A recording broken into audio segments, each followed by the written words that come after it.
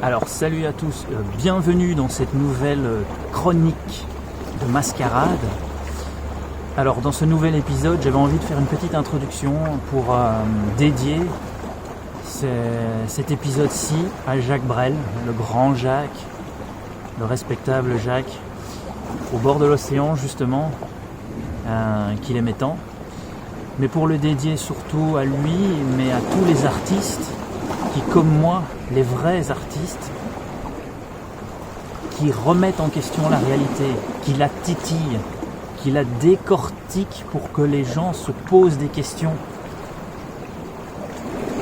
et pour gentiment provoquer cette réalité qui nous est imposée, parfois ou pas. Et donc dans ce but, j'avais envie de vous lire un petit extrait de ce bouquin pour vous dire que je me sens très en accord avec cette personne. Donc c'est un livre sur Brel qu'a écrit un de ses amis. Je vous lis la phrase. Brel n'aimait pas les bourgeois, disons une forme de bourgeoisie, et encore moins les cons, et pire, la bêtise. Ce que lui appelait la bêtise, car il n'était pas médisant, mais provoquant. Et voilà, c'est ce que ma mission m'appelle à faire à chaque fois, même si on me juge, on me critique, on me traite de tous les noms, de complotiste, alors que tout se révèle, tout ce que je dis depuis 20 ans se révèle. Mais voilà ma mission, comme beaucoup d'autres, je ne suis pas le seul, et beaucoup de gens très intéressants que j'ai déjà côtoyés, qui, via le clown, via d'autres manières, questionnent la réalité, titillent la réalité, essayent que ça réagisse, que provoquer un peu pour que les gens s'éveillent, plutôt que de rester dans la bêtise. Et voilà le thème d'aujourd'hui, alors je vous explique, c'est parti. Je vous le partage parce que j'ai trouvé ça très amusant. Aujourd'hui, je revenais de cette plage et je voulais aller acheter, j'avais juste 4 €, je voulais aller acheter juste un petit paquet de chips pour l'apéro, un petit peu de chocolat, enfin rien, voilà. Et donc j'ai à marcher quand même une bonne vingtaine de minutes pour aller jusqu'à la petite supérette Spar du coin. Et malheureusement, je reviens de la plage, donc je suis pas avec un masque et tout ça quoi. Donc j'avais mon tissu de plage, donc je l'ai mis autour de moi comme ça, tac, autour du cou. Voilà, je suis rentré comme ça. Voilà, donc ça couvre vraiment bien partout, tu vois.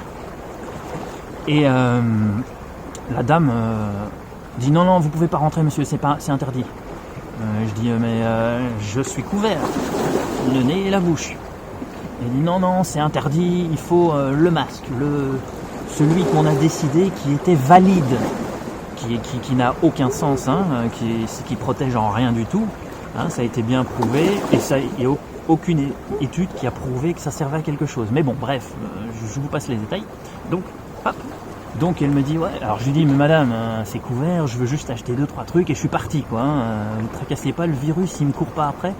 D'une manière, le virus il reste à l'intérieur puisque à la sortie tout le monde l'enlève. Et ça je l'ai pensé fort, je lui ai pas dit.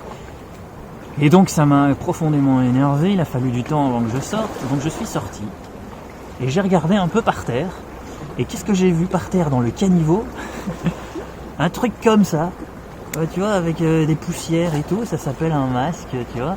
Alors je me suis dit, j'y vais quoi. Alors je suis rentré comme ça, tac, j'ai mis vite fait ce truc, comme ça, tu vois. Voilà. Et j'ai dit, j'ai rien dit, j'ai fait mes courses, j'ai continué mes courses comme ça, et j'ai parlé avec les gens sympathiquement, avec des dames et tout, et puis je suis arrivé là, tu vois. J'ai trouvé ça extraordinaire parce qu'en plus il y avait encore une petite poussière, une petite feuille. Regarde, tu vois la petite feuille là qui montre qu'il était. Tu vois. Alors je l'avais bien mis comme ça, tu vois. Genre, voilà, tu vois un peu là. Voilà. Et donc j'ai trouvé ça très drôle puisque finalement j'avais toujours mon bandana sur moi et j'ai ramassé un truc qui traînait pour jouer le jeu, hein, pour la comédie du soir pendant quelques temps. Ce que je trouvais drôle, c'est qu'il y avait encore la petite feuille là qui traînait dessus et ça vient du sol, du parterre. Donc voilà, en même temps je l'ai ramassé puisque je fais une bonne action, je l'utilise pour moi quand il faut jouer le jeu, la comédie du moment.